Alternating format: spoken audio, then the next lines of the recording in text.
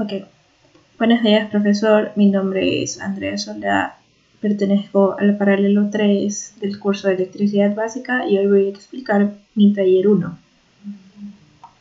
Ok, este taller me dice que realice el ejercicio 4.87 del libro de circuitos eléctricos de Nielsen y que utilice el principio de superposición para calcular la tensión B en el circuito de la figura dada y que calcule la potencia disipada en la resistencia de 10 ohmios.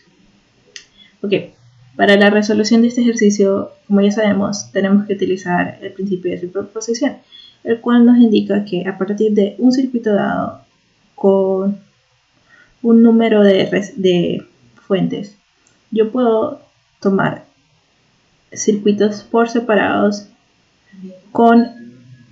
separando estas fuentes.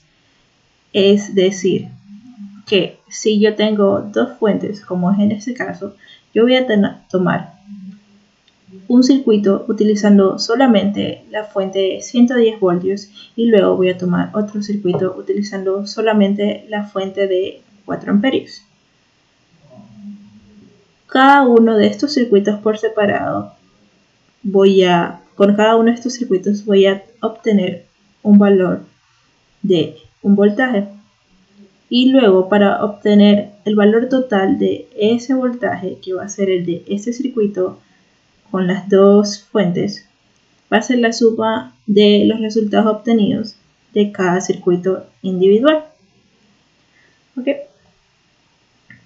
Entonces, para la resolución del ejercicio, voy a tomar primero la fuente de voltaje de 110 voltios.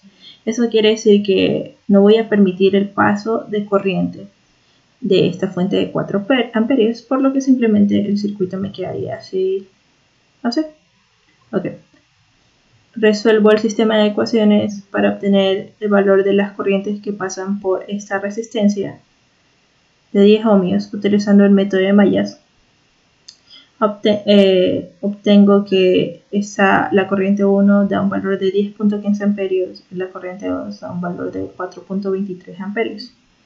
Como podemos notar, estas dos corrientes entran de manera contraria por los terminales de la resistencia, lo que nos lleva a decir que simplemente podemos restar estas dos corrientes, sacar una corriente total, va a ser la diferencia de estas dos, y multiplicarla por la resistencia de 10 ohmios, con lo que aplicando obviamente esto sería aplicar la ley de Ohm y obtenemos el valor del voltaje del primer circuito, que me da un valor de 59.2 voltios. Ok, para la fuente de corriente de 4 amperios voy a eliminar la fuente de 110 voltios, con lo cual me queda este circuito aquí y podemos notar que tenemos 3 mallas, es decir, vamos a tener 3 tipos de 3 corrientes. Nuevamente utilizamos el método de mallas, realizamos el sistema de ecuaciones y podemos notar aquí también que la corriente 3 que va a recorrer esta malla va a tener un valor de 4 amperios, ya que pasa por donde está la fuente de 4 amperios. Aquí está la corriente 3 con su valor de 4 amperios. Resuelvo el sistema de ecuaciones. Obtengo nuevamente que las corrientes que pasan por esta resistencia de 10 ohmios son de 2.59 amperios y 1.88 amperios respectivamente, y nuevamente puedo volverlas a restar ya que entran por los terminales contrarios de la resistencia. Los multiplico otra vez, esta diferencia la multiplico por la resistencia de 10 ohmios y obtengo el voltaje 2, el cual me da un valor de 7.1 voltios. Okay. Como dijimos anteriormente, para obtener el valor total del circuito original, el valor total del voltaje que pasa por el circuito original en la resistencia de 10 ohmios, simplemente tengo que sumar los dos voltajes obtenidos, con lo cual sumo 59.2 más 7.1 1 y esto me va a dar un valor igual a 66.3 voltios. Ok.